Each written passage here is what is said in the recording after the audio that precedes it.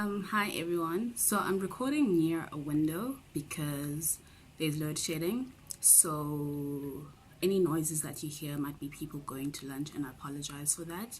And I'm also kind of doing a bit of my makeup. Anyway, today I wanted to talk about what did I want to I want to talk about casting in young adult books. So I think it was yesterday or the day before yesterday. Okay, it was the day before yesterday. I was on Instagram, and then I happened to go on my Instagram Explorer, and I end up on Yara Shahidi's Insta story, and I discovered that she's playing the role of Natasha from The Sun Is Also a Star. And I happened to have a lot of feelings about it. Like, my initial feelings was I was really disappointed, I was really angry, and yeah.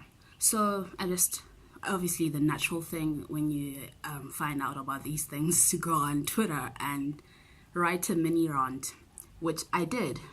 And I'm like, okay, what is exactly upsetting me is that it's like a Hollywood trend to cast light-skinned black women or light-skinned biracial women for plenty of these roles.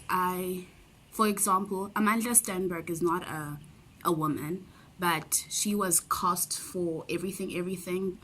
The same author from The Sun Is Also a Star, which is Nicola Yoon, which is cool because in Everything, it makes sense because I forgot what the character's name is in Everything. I also haven't watched that film yet, actually. But the main character there is biracial. Obviously, they miss some of the marks because their mother is, I think, Japanese, and the mother in the film was black. But yeah, okay, whatever. And then also another big controversy was when Amanda again is cast for the role of Star in The Hate You Give by Angie Thomas. People are obviously rightfully upset because in the book, I don't know in the book how they describe Star, but everyone assumed that Star is dark-skinned because of it. When you look at the book covers, she was portrayed as a dark-skinned black girl, and I don't know what the significance of that, if they wanted people to buy the book and support it because they'd seen I don't know if it gains more sympathy, I don't know. But anyway, back to Natasha, Yara Shahidi, and The Sun Is Also a Star.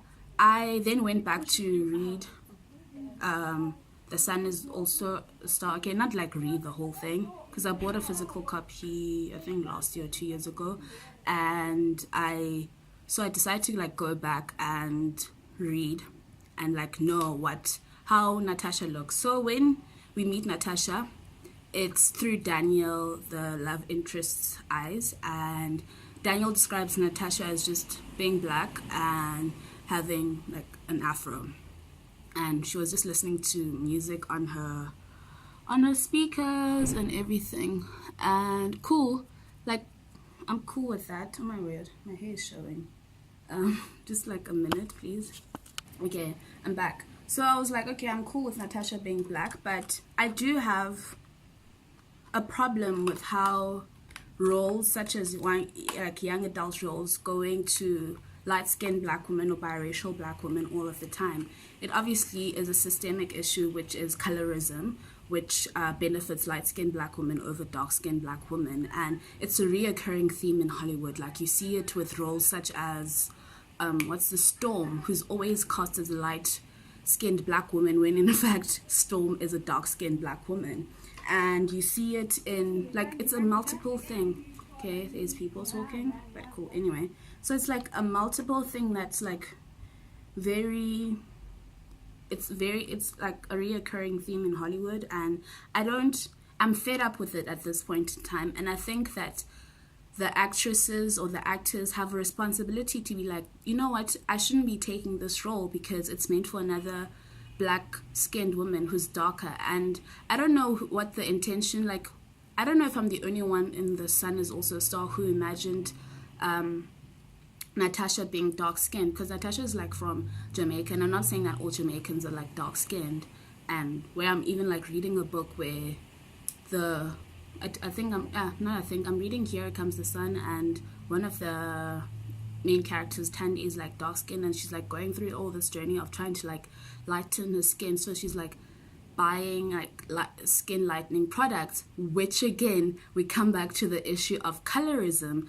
And I think now going back, I think the actresses and the actors have like a duty to be like, no, I think you should cast this. And I don't know, like, if obviously I'm like still trying to resolve my feelings all like about all of this, because again, Natasha is not really described as like, her complexion is not described. And then another thing is another thing that I also like wanted to talk about is like, I don't know how Nicola Yoon imagined, sorry, I'm just checking how long the time is for this thing. I don't know how Nicola Yoon imagined like Natasha to be, because I know that Nicola Yoon is like also, sorry again, noise. Nicola Yoon writes her stories basically not just only for her readers but for her child who's of mixed heritage. So Nicola Yoon is Jamaican, black Jamaican, and her husband I think is Korean. So they have like a biracial kid, and I think it's really important for her to, for her daughter to like see herself in these books. And I don't know then like if she's writing for mainly for her daughter as well, and I don't want to like take that away from her, because it is her power obviously to write in any way that she wants to write. And then another thing, this looks horrendous but whatever, but I think like it's about time to like we talk about colorism. Like a lot of people have been talking about colorism, but like in the YA community it's like a reoccurring theme again, and I'm kind of like tired of film adaptations always casting these people, not these people, like light-skinned black women. And if you have any thoughts about that, like tell me about how you feel about Yara is, I don't know, Yara and this whole thing, and like just try to be nice about it. Obviously I think also people spoke to Yara about this regarding grownish and like the whole thing of light skin, and then it was like a weird thing because I think she blocked some other people when they were trying to talk about this. I don't know if she like some people go there unblocked them, but yeah, I think she's aware, but it's not enough to be aware.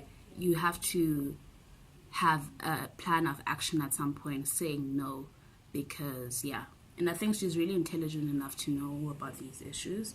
And again, tell me how you feel about this. If you read The Sun Is Also a Star, I would recommend it to people. I really enjoyed that book, and like it wasn't majorly realistic, but I just really enjoyed the Nana storytelling that it was done in. And yeah, I always like love reading like it's people of color falling in love with people of color as well. And yeah, so tell me how you think about that. And sorry for the long video, I've been doing 8-minute videos lately, but it's yeah. And I'll see you next time, and goodbye.